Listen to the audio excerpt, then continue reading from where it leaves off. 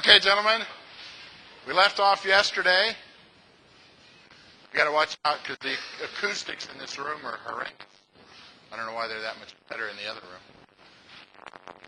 Yesterday, talking about figuring out what route of flight we would make.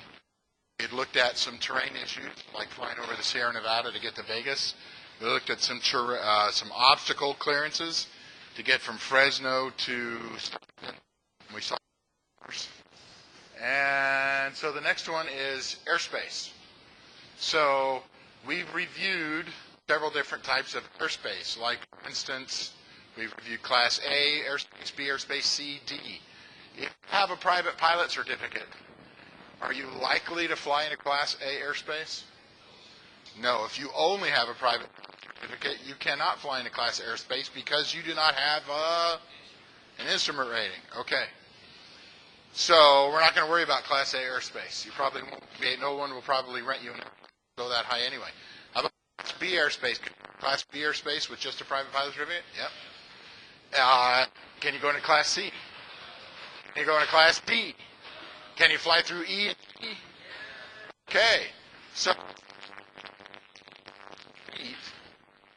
fly through any of these airspaces we want to, as long as we have a private pilot certificate, and in Class B airspace we have to get a clearance, we have to have two-way radio communication and transmit our altitude on mode C of the transponder.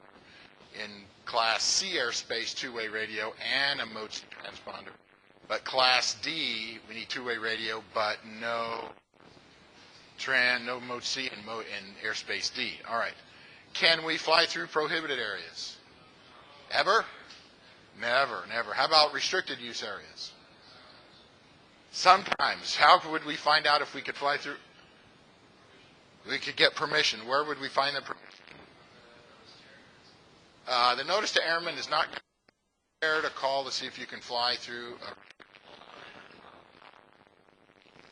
So I call Fresno Tower if I want to go through a restricted airspace up by San Francisco. On the central chart, it tells you who the controlling agency is. And when we looked at restricted, so we have to get a radio frequency for Oakland Center.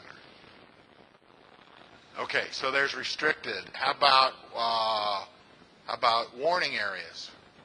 Can we fly through warning areas without talking to anybody? Yeah.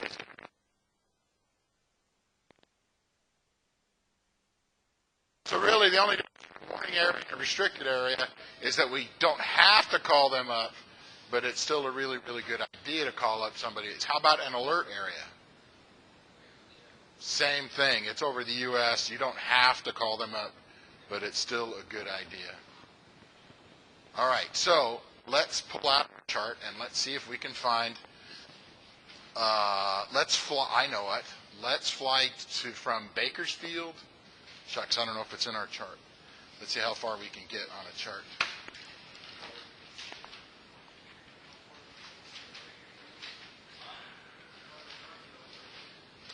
How far to the southeast can we go?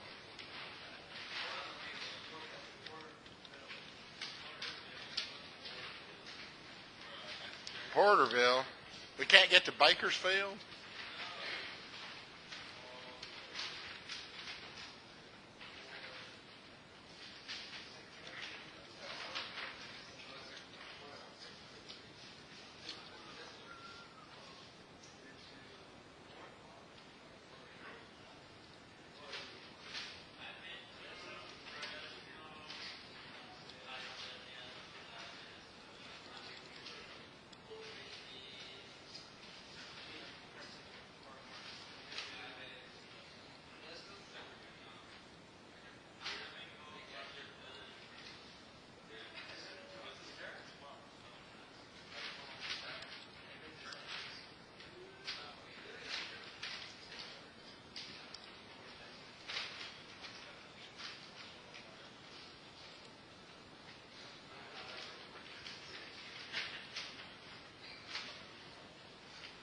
So it doesn't. You don't see Bakersfield on your chart?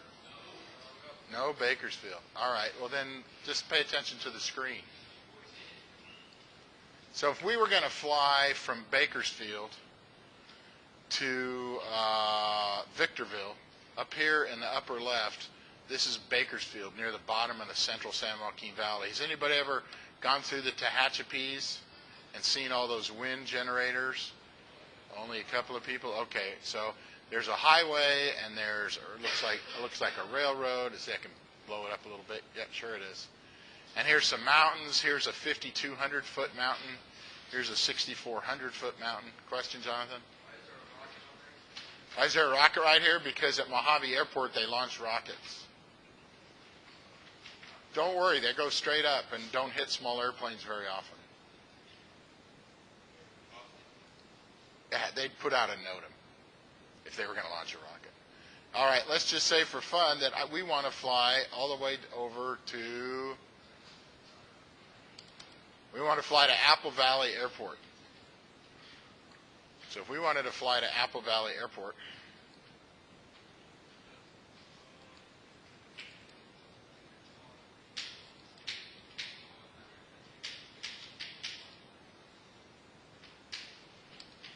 and we wanted to fly from Bakersfield. All right, so there's a straight line between these two places. But interestingly enough, which I think is awesome, this route, it goes through this red area right here. So I'm going to wonder, where is this red area labeled? And I'm having a hard time. Oh, there it is. Buckhorn MOA. And MOA is a military operations area.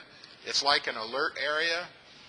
You can fly through it without talking to anybody, but it's a really good idea to look it up on the side of the chart and see if it's active, and if it's active, call the controlling agency. But right above this little MOA is this blue shaded area. This blue shaded area. Let's see if I can find this blue shaded area. Wow, it's in big fat letters, restricted 2505. Just for fun, I'm going to click on this and see if it'll let me find.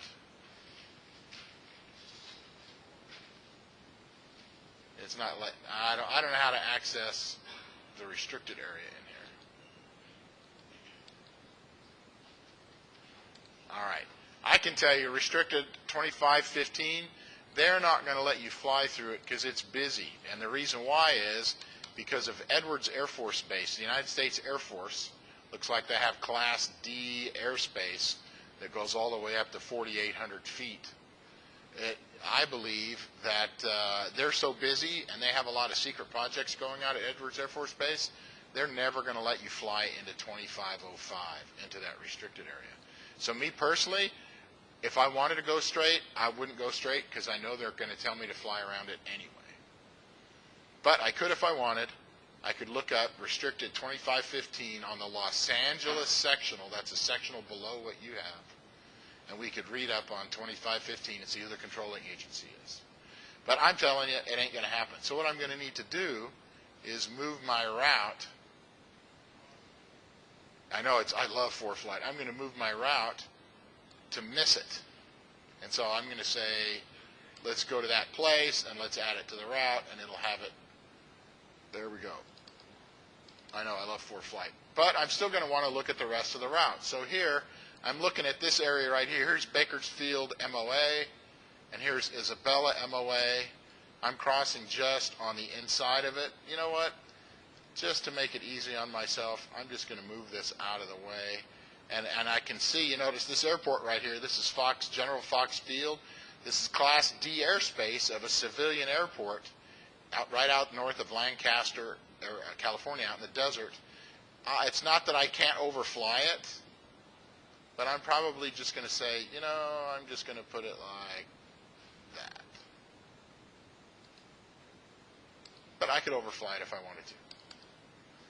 So I'm going to look at some more airspace. So let's see. Who can tell me what is this shaded magenta that the faded part goes in towards Apple Valley Airport? What does this mean? Jonathan? Nope.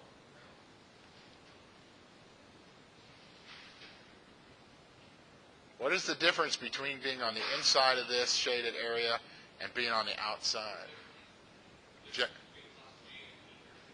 It's the difference between Class G and E. Another way to describe it is how low does Class E go? Because Class G, what kind of airspace is Class G? What did John King call it in that video? Go for it. Yeah, the government doesn't control what goes on in there. It's uncontrolled airspace. So out here, unless otherwise marked, it goes down to how far out here?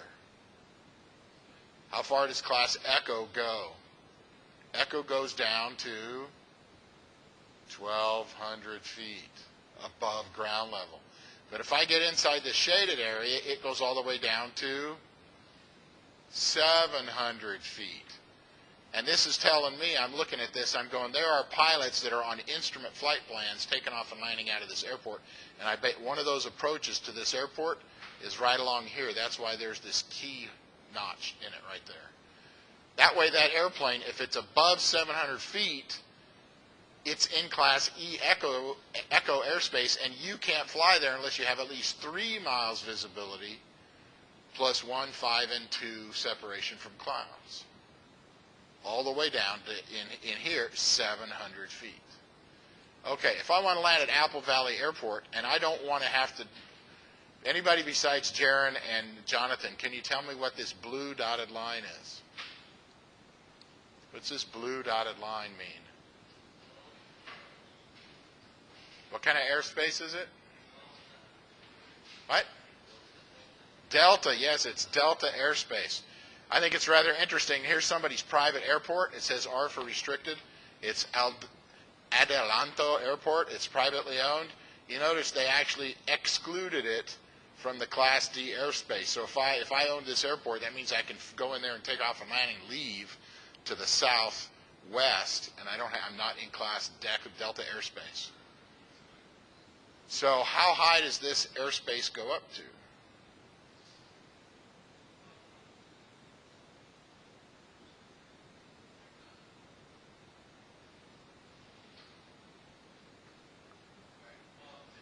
How high does Delta airspace go up to?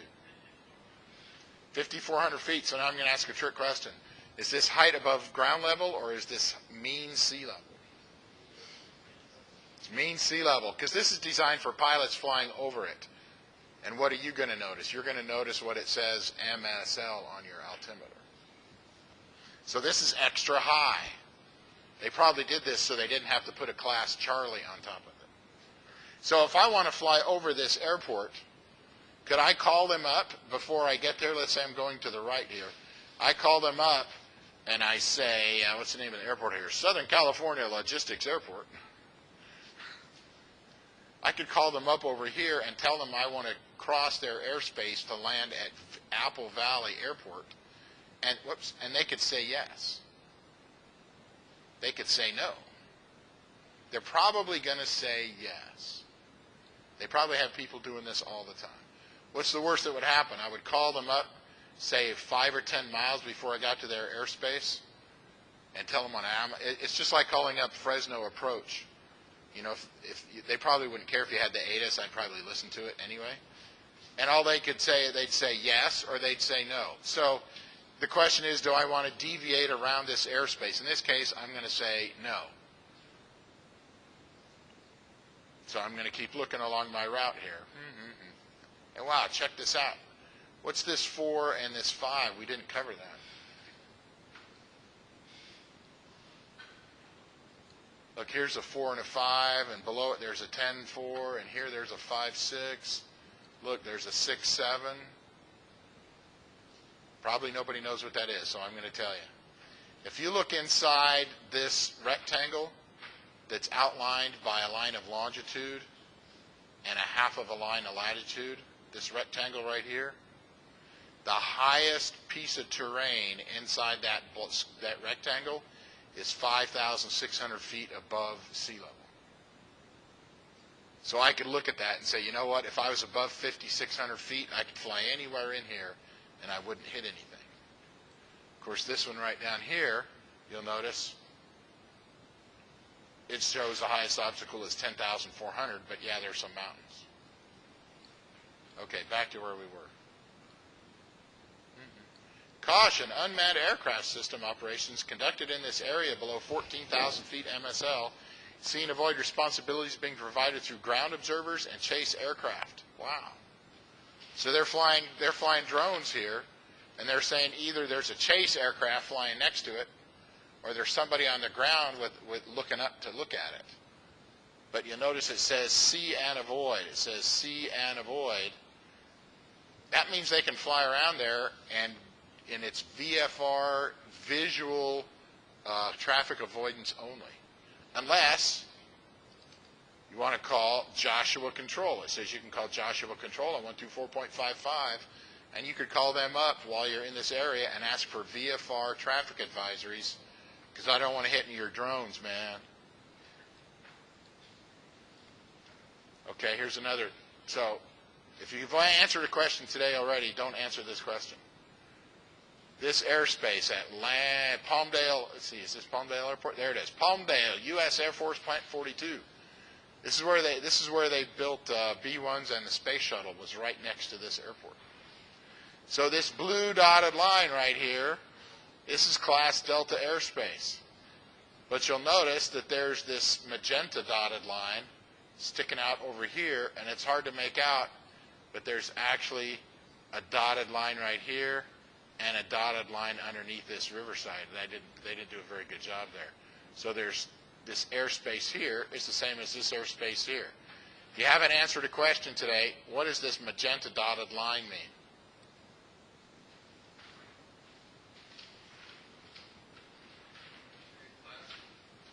What's that?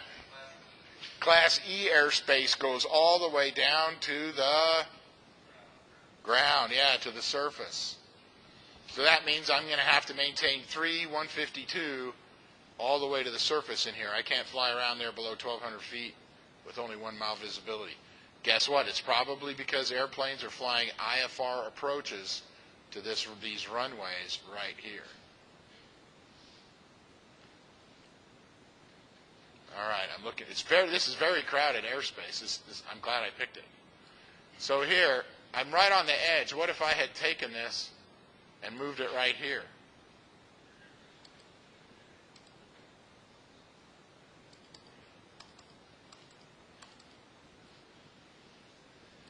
How high is Class Delta airspace at William J. Fox Field here?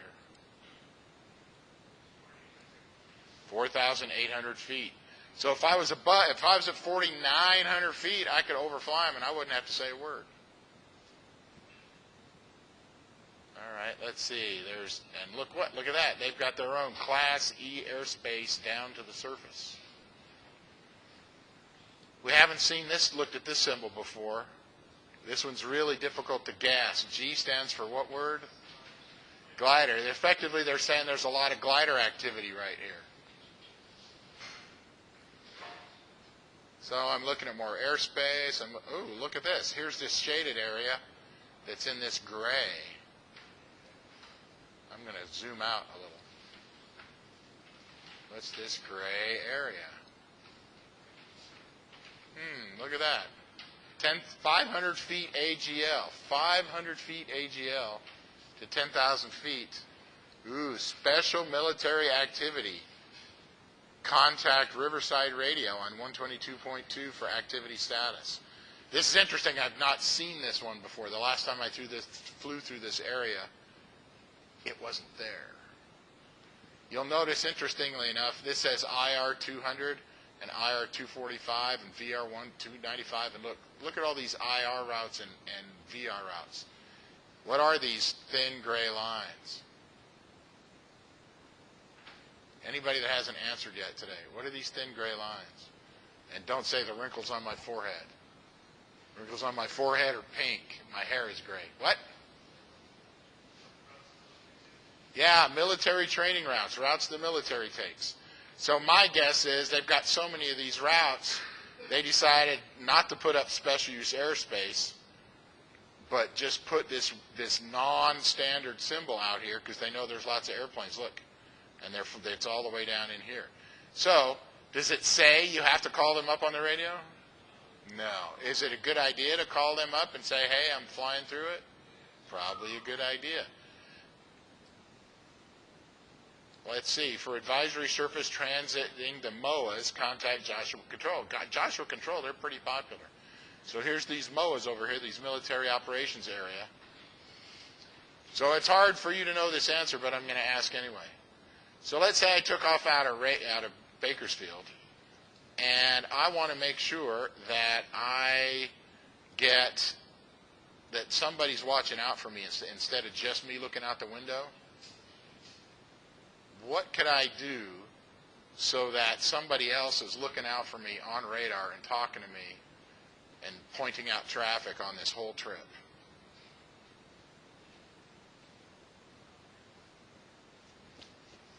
It's called VFR traffic advisories. VFR traffic advisories. If I take off out of Bakersfield and it's Class D airspace, all I have to do is, while I'm still in Class D airspace, is ask for VFR traffic advisories. And they're going to say yes or no. They'll probably say yes. And when I'm leaving their Class D airspace, they'll tell me the name of the controlling agency and the frequency to change to. And they'll hand me off. And they will send an electronic message to wherever that person is in California, probably, who's looking at the radar scope for this area in here. It's probably Oakland Center. And they'll probably say, you know, you'll take off and they'll say, Tomahawk 3435 Juliet, contact Oakland Center on 132.75. So as soon as, and I say, Bakersfield Tower, changing to Oakland Center, 132.35. I'll spin at 132.35 and I'll say Oakland Center, Tomahawk 3435 Juliet at 2,000 feet climbing to 9,500. Because probably when you call them up in here, you're probably at 2,000, and because of these mountains, they're around 6,000. I'm probably going to climb, there's a 7,000 foot mountain. So I can probably go through this pass at 6,500, but 2,000 plus that is 8,500. Am I going to fly in easterly direction at 8,500? No, I'm going to fly an odd plus 5,000. So I'm not going to fly at 7,500 because that doesn't give me probably a 2,000 foot height above mountains, so I'm going to climb to 9,500. In any case, Oakland Center, they will, if they are not busy, they will give me VFR traffic advisories the entire way, and anything that shows up on radar, they will tell me about it. So that takes into account the fact that I'm flying through this special military activity. It takes account of the fact that if I was flying low enough and I was going to get into this Class D airspace, they'd actually tell me, you're approaching Fox Field, contact Fox Tower on a frequency. And they would do the same thing. If I'm along here and I decide, well, I want to start descending, so let's say I'm at 9,500 feet and I decide I'm going to send down to 3,000 feet, I'm going to tell Oakland Center, Tomahawk 3435 Juliet, leaving 9,500, descending to 3,000 feet. They'll say, okay. So I'll be descending down to 3,000 feet, but when I get up to this Class Delta airspace, if I'm down below 5,400, Oakland Center will literally tell me, you're approaching Southern California Logistics Tower. Change to their frequency, and they'll give me the frequency. And they will have sent, effectively, a text message to the control tower telling them that you're coming. So they'll actually know you're coming, and they'll know that your destination is Apple Valley. So I'm telling you this because it's really, really nice, especially where it's congested like this, to call up the nearest air traffic control center and get VFR traffic advisories. And now there's an extra set of eyeballs looking out for you not hitting those other flying machines. All right, I think we've done enough on airspace. Weather. So we're not going to go into a whole bunch on weather other than if we wanted to fly this entire, most of this route is going to be in what kind of airspace? So you're saying that most of this leg right here, we're going to be in Class Delta airspace? We're going to be in Class Echo airspace most of the time. And if we're a brand new VFR pilot, even if we're an old VFR pilot, are we likely to want to fly in anything less than 3 miles visibility? No. So we're not going to fly in anything less than 3 miles visibility. And in fact, one might argue if it's 3 miles visibility this entire way and you're a new pilot, you might want to consider not going. Not because it's not legal, but because how much practice are you going to have in 3 miles visibility? That's the question. You may have a lot of practice visibility in 3 miles flying around the central San Joaquin Valley because we get smog and haze, and we get 3, 4, 5, 6 miles visibility a lot. And you can't see that far. So if I was calling up the flight service station, I'd tell them what time I was going to take off from Bakersfield. I'd tell them my route. I'd tell them what airport I'm going to go to. And I'd tell them how fast I'm going. And then I'd ask for a standard weather briefing. And they would tell me what the weather is in Bakersfield. They'd probably give me what the weather is at Fox Airport, at Fox Field, and they'd give me the airport. They'd probably give me the weather information at this airport because there's probably somebody there to collect the weather. There's probably nobody collecting the weather at Apple Valley. And then if they don't tell me specifically, I'm going to say, are there any NOTAMs for my 2 airports are along this route? And they'll give them to me or they'll say none. And then what am I also going to ask for in addition to NOTAMs?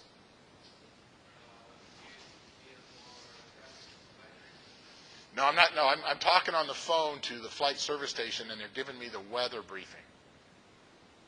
And I ask for NOTAMs if they don't tell me there are any. And I'm also going to ask for TFRs. I can guarantee I'm going to ask that on the test, Luis. 100% chance. Okay, so we've looked at route selection. All these route selections, I actually should have put altitude higher. I don't know. I guess if you picked your route, that might tell you what altitude you're going to fly at. Before, we were looking at flying, here's Lone Pine and here's Mount Whitney. We were looking at flying down here somewhere. So we were picking an altitude based on our route. Actually, we were basing our route based on our altitude. We weren't going to fly up here at 16 or 17,000. So we actually moved our route to a place where we could fly at a lower altitude. So trying to decide which do you pick first, your altitude or your route, it's going to vary. Then the next thing you're going to do is you're going to look for checkpoints. Before we talk about checkpoints, I want to talk about these 2 kinds of navigation. So I'm going to go to this slide right here. There's 2 basic kinds of navigation. There's dead reckoning and there's pilotage. How many times can I go back and forth like that? If you're getting dizzy or nauseous, let me know. Okay, pilotage is a type of navigation where you are looking out the window and you're looking for landmarks. Now these landmarks can be naturally occurring landmarks such as rivers and lakes and mountains. They can also be man-made landmarks like freeways, power lines, cities. Arizona, there's probably a sectional state of Arizona that says, and the symbol literally is a little tiny pickaxe.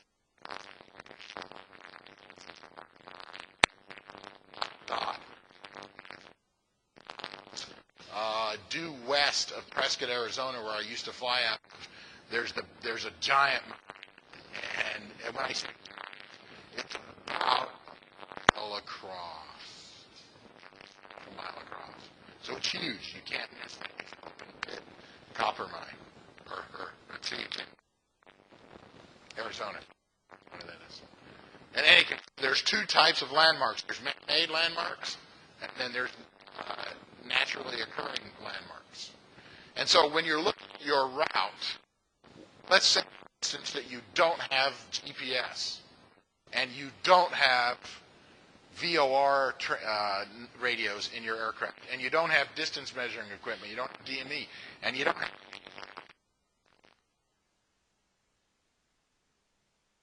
receive navigation data, it's okay to go flying. what you're now going to do is you're going to use a combination of flying from landmark to landmark. But you also have to know, well, what, if I hit this landmark, what direction do I go next? Landmark. And to be able to do that, it's a thing called dead reckoning. And dead reckoning is where you mark on a chart and you measure the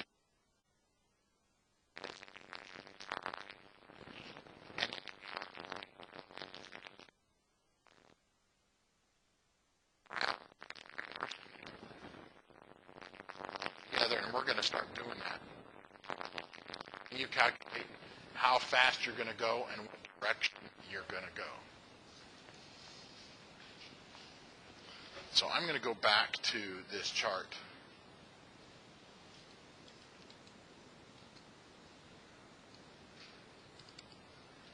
And let's see. You know what I want to do? We're going to plan a flight. No, because we don't have the charts for that. I want to plan a flight from Visalia Airport to Johnston Airport in Mendota. Anybody ever been to the Johnston Atoll in the middle of the Pacific where they did all those nukes? No, probably not.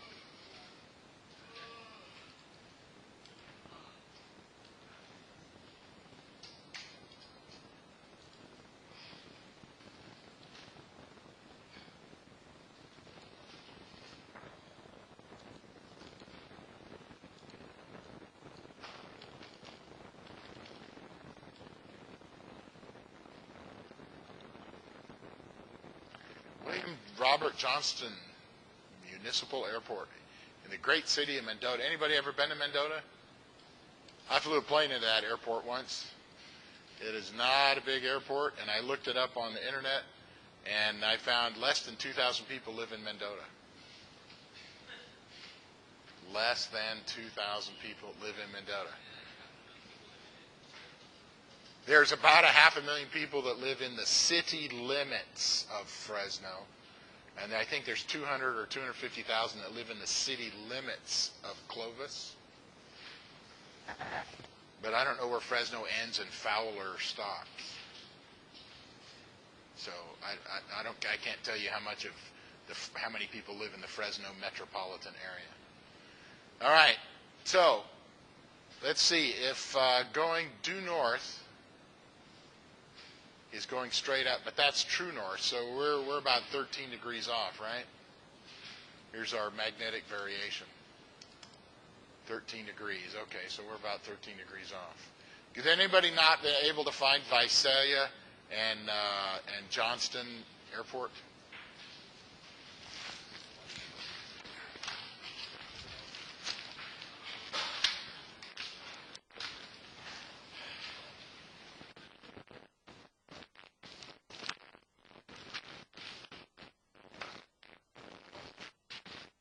Find Johnston? Yeah, it's right. It's right on the outskirts.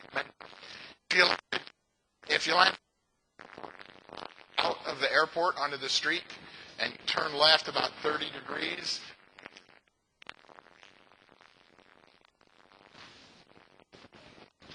which for a town of 2,000 people, it's not a very large building. All right. So what I want you to do is get a pencil. I know this is going to be tough. Get a pencil.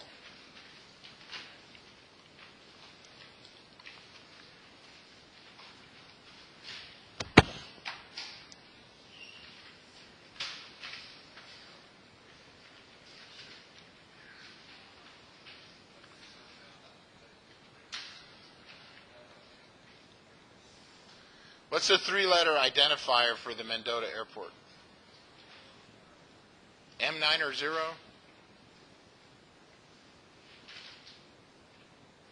Is there an M9 or 0 next to the Mendota Airport?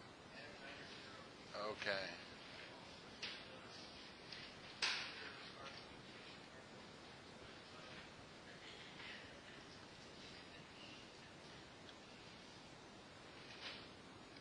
Well, all of a sudden it won't let me draw.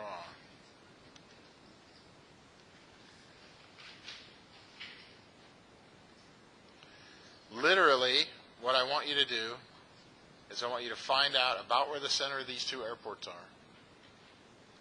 And I want you to take that plotter.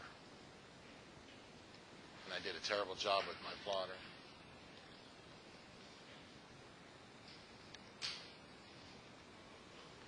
I want you to take the plotter and I want you to run the edge of the plotter right through the center of the airport.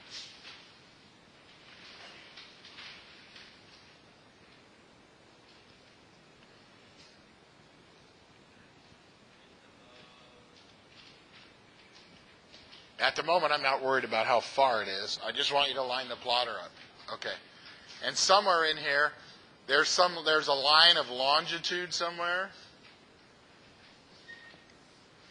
There's a line of longitude somewhere. What I'd like you to do is see if you can figure out where there's some center, some middle dot where that round thing spins around. I want you to slide that plotter back and forth. It's going straight up and down. Yeah, there you go.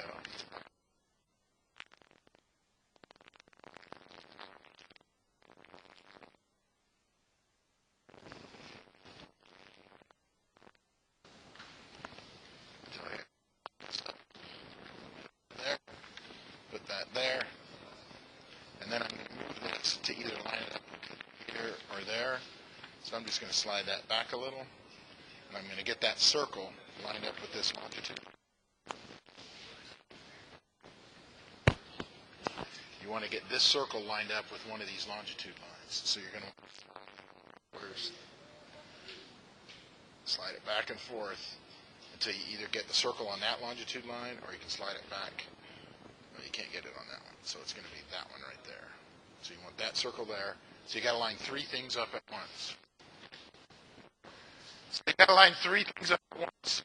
You got to line that circle at this. So here's where it's hard to read it. Here's the line of longitude.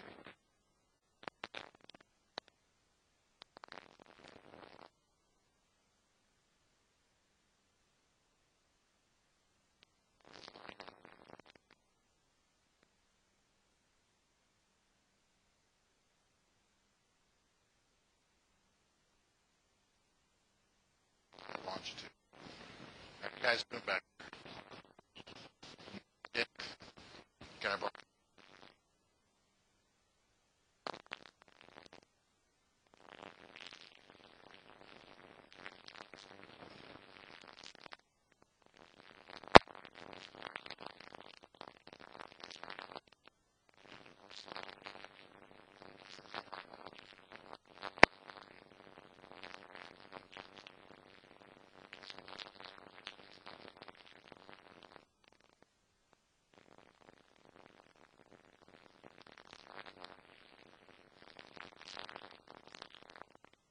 And I'm trying to get this circle right on one of the. So, hey Keith. Okay, I'm lost.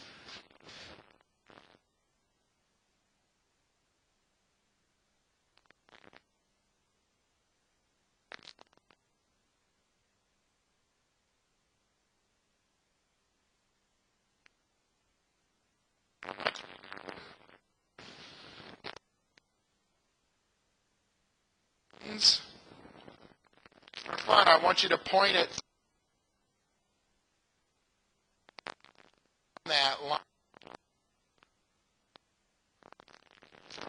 on that line of longitude. Okay, now compass rose, we're going to call this a compass rose, is now lined up with true north, because remember the lines of latitude and longitude are on true. To the left.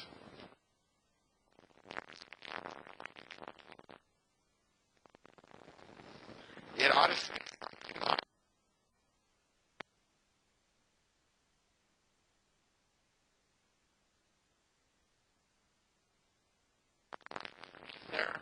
So it's a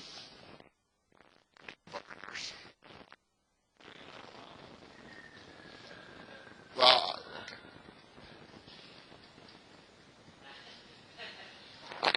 Okay. We're going to do the easy way. Everybody, turn around. Look at me for a second. Compass rose.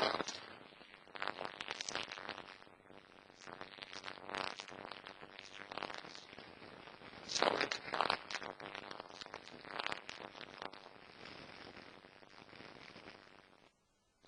Okay. If I say Johnston.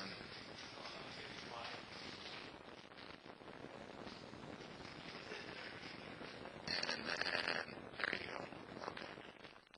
All right. Now, at that line of longitude on the screen here.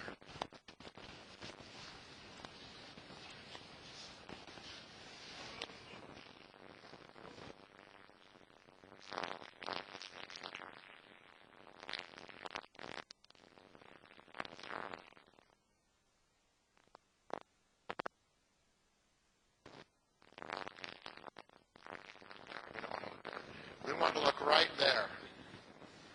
Yours says 330. Is anybody getting a similar number? Okay. That's telling us that this line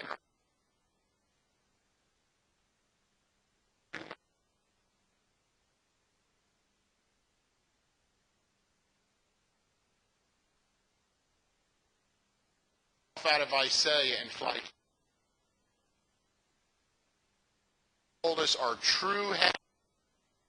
There's no wind, then we could take off out of Visalia, and all we'd have to do is follow that true heading, or follow that true course, and we'd fly straight smack to Mendota. But we don't have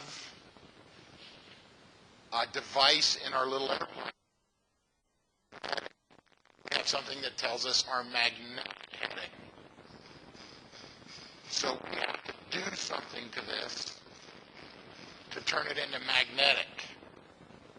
So what we want to do is turn this into degrees magnetic course.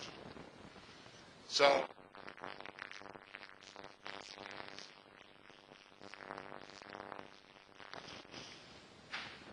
there was 0 degrees.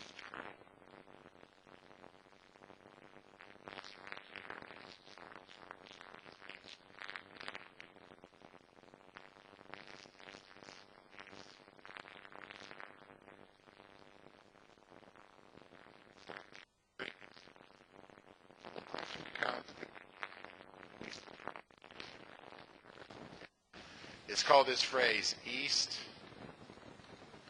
is least. So if we take 330 and we subtract 13 degrees east variation. How many?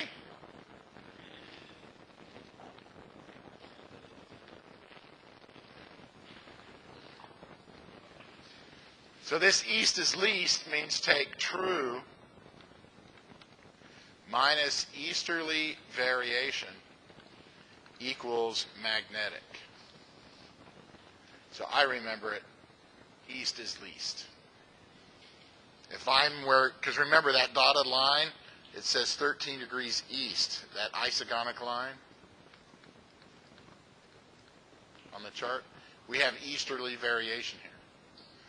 So if I did not have any wind, if there was no wind and I took off from Visalia and I flew on my magnetic compass 310, I could fly straight there, and at some point I'd fly right smack over Mendota. Have I lost anybody there? So what we did was, and you don't have to write this down, but we measured a true course. And then number 2, we calculated a magnetic course.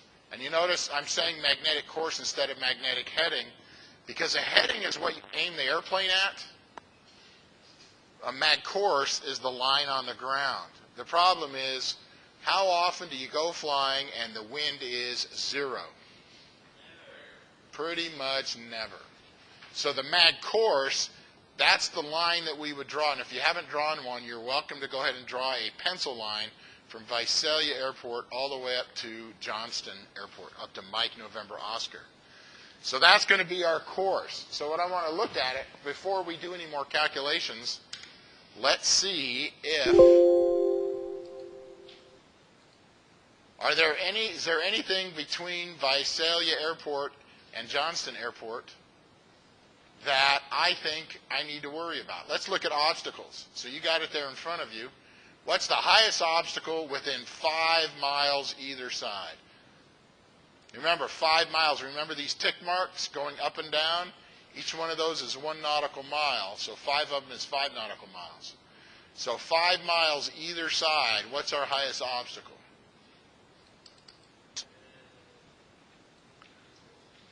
I'm looking right here. Here's an obstacle. It's a tower. It's 471 feet MSL. Here's a group of towers, 555 feet MSL. Ooh, look at this. This is 487 feet above ground level at 754. Here's one, 300 feet above ground level, 297, 338, 289, 360. Look, we're going to fly right smack over that tower. 262. Okay. And if I want to know look, here's a dot right here. This 230, that's 230. That's 230 feet above sea level right there. Here's 240 feet above sea level. What's the altitude of our airport above sea level? Right there, 295. Okay. So it looks like the highest obstacle that's going to be a problem, or is going to be close, is this thing that's a little under 500 feet above the ground. It's 754 MSL.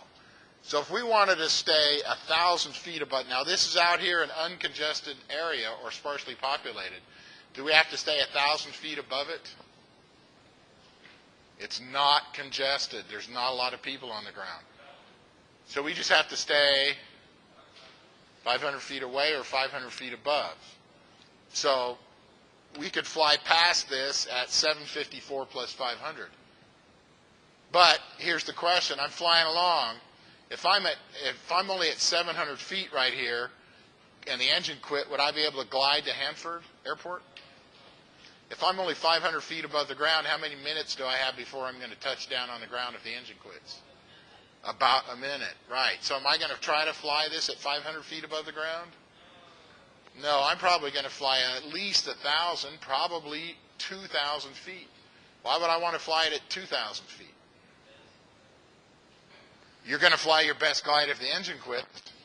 But if I'm descending at 500 feet a minute, Brian, how many minutes will it take me to descend from that altitude?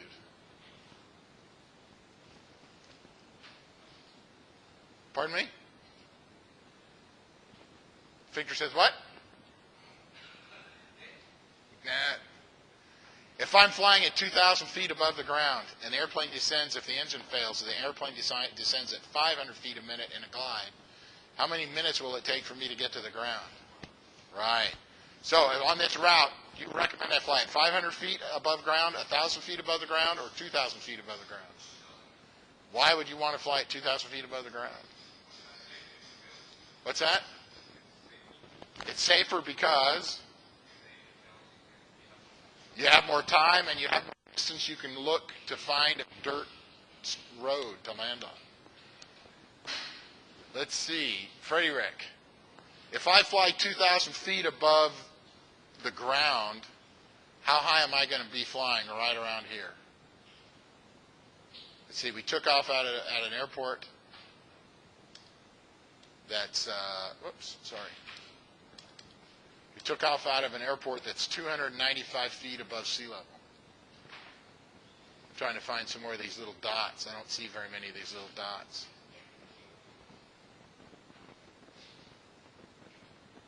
This contour line right here is 250 feet above sea level. So how high would I have to fly 2,000 feet above?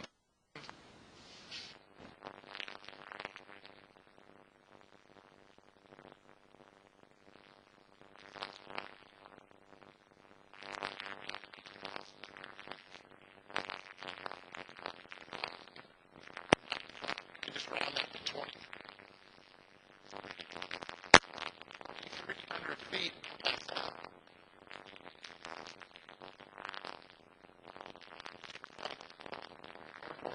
It's 162 feet above sea level.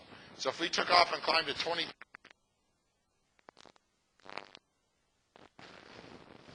Brian,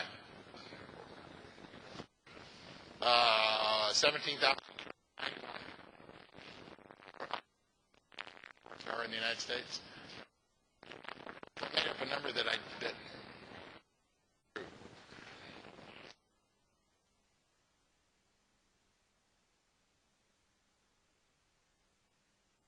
Even how could we fly? How about you, Josh? We want to make this route, but we don't want to comply with this even plus 500, odd plus 500 altitude thing. How high could we fly and not have to do that? What's the general? If you're below what altitude, you don't have to comply with that. How much? No. Anybody want to help Josh out? How high can you fly on a cross country on a level altitude, but still not have to do that odd plus 500 or even plus 500? What's your height above ground level? You can go all the way up to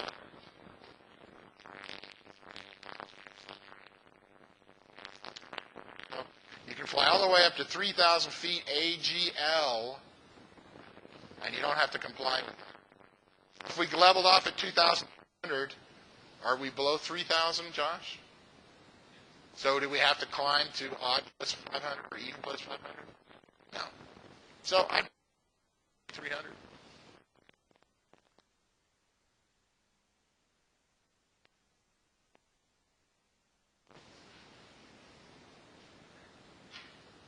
What do you think, Brandon?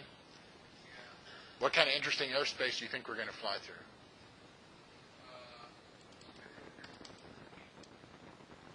What kind of airspace? Yeah, Lemoore Sea Military Operations Area, or Lemoore Sea MOA. There's several of them. Look, here's Lemoore A MOA. Here's Lemoore Bravo MOA. So just for fun, y'all got a chart. Look on the edge.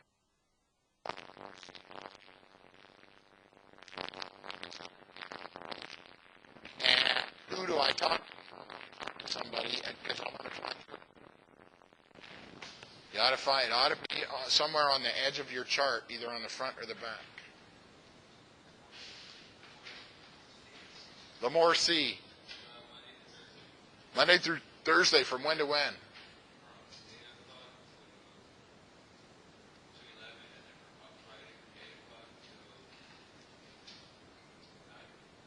And those are local times? Does it say local, like LCL?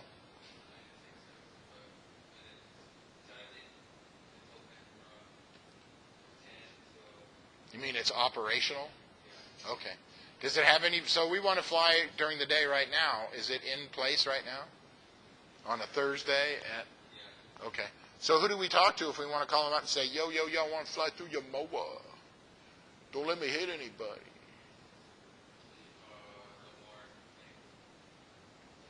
Lemoore NAS. Does it give you a frequency?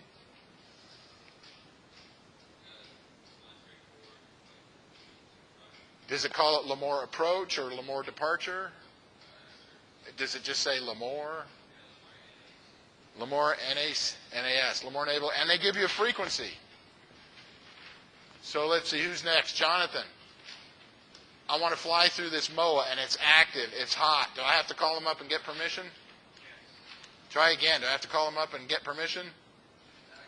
If it's active. This is the airspace I forgot to cover the other day, so now I'm covering it. No, you do not. A MOA, you do not have to call them up. Is it a good idea? Yeah. It'd be a good idea. Now, here, are you going to, okay, let's see. You're in mode E airspace. Rodrigo, sorry. You're in class E airspace there at 2,300 MSL. Do you have to turn on your transponder and transmit your altitude with your mode C transponder? No, you don't, because you're not in A, B, C airspace. You don't have to turn it on. Are you going to turn it on? You want anybody who's got a radar or an air traffic controller to know how high you are? So they can tell the other airplanes where you are? Yeah, so you're going to turn that transponder on and crank it over to C? Yeah, you are. Okay.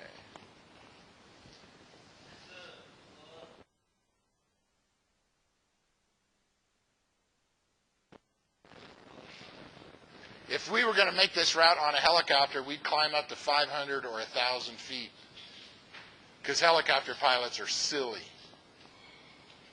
Because the same rule applies, except in a helicopter, it takes about 20 seconds for every 500 feet. Not a minute. So if you're flying at 500 feet and the engine quits, you're pretty much landing straight ahead, whatever's there. You might be able to turn, if there's a house, you might be able to land in their backyard. Me personally, if I was flying across country in a helicopter, I'd still go up to 2,000 feet. Gives me a lot more options. But helicopter pilots get crazy. They're silly. They're used to flying really low altitudes and they get nosebleed. They think they're going to get a nosebleed if they go to 2,000 feet AGL. They won't, but they think they will. I talked to a lot of professional helicopter pilots. The engine's not going to quit. I'll just land there. I can do an auto rotation. I don't need a runway. I can land in somebody's backyard. And they always sound like they've been smoking too many cigarettes, too. Just so you know, every helicopter pilot doesn't smoke cigarettes.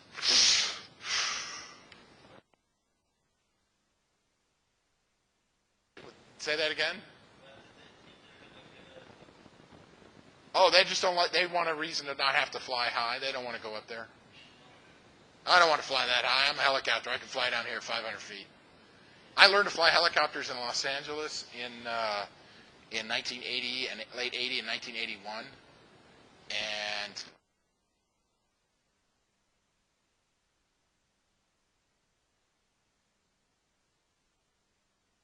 chart for the Los Angeles area. Round thing. You know what? I think that's a TFR. Look at that. What's this thing right there?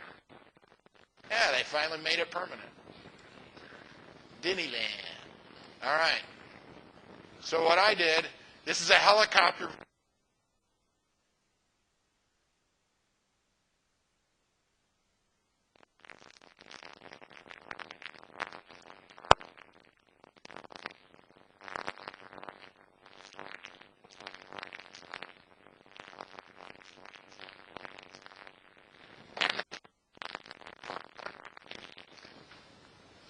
And when I learned to fly out of a Flabob Airport way over here in Riverside. Let's see if I can find Riverside. Where's Riverside Airport? I learned to fly out of Flabob Airport. It was named after Flavio and Robert. I'm not making that up. Robert and Flavio. Public airport now.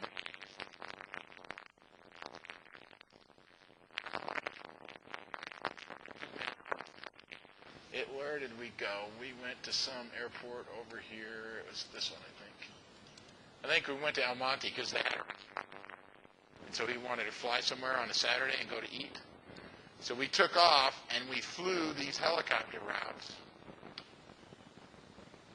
And around here, we got inside of this Class D airspace. It's, you know, a dotted blue line, that's Class D. And he did not want to go up above 500 feet.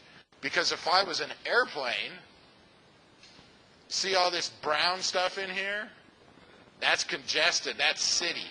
This white stuff is mountains, so there's nobody there. But most of this route, are you flying over a congested area? So if you were an airplane, how high would you have to fly? 1,000 feet above the highest obstacle if you're within 2,000 feet of that obstacle. So he wanted to stay below 1,000 feet AGL because he said all the other airplane drivers are up there flying the freeways, and he was afraid of having a mid-air collision. He'd rather stay down low and have to worry about the thing and not having many choices to staying up there where the airplanes were and having a mid-air collision. That was his opinion. And he was my instructor. So when I went out cross countries in LA in a helicopter, I flew at 500 feet. The nice thing is, if you're right next to a freeway and your engine quits in a helicopter, sometimes there's a good place to land. We did? Oh, Flay Bob started Me and Ed's Pizza? Okay, all right. Yeah, Flavio and Bob, they're famous. I got a T-shirt that says I'm Flavio. The nice thing is, if you're flying in a helicopter next to a freeway and the engine quits, there's more often than not you could land on like an exit or an on ramp. Hopefully, you got to watch out for telephone poles and telephone wires, power lines. But on the on ramp and the exit ramp, there's usually no power lines. Still, you might get hit by a car, but that's better than landing in the middle of a city street and somebody hitting you for sure. So that was his idea. All right, so we're back to here. You know what? I think you have suffered enough for one day.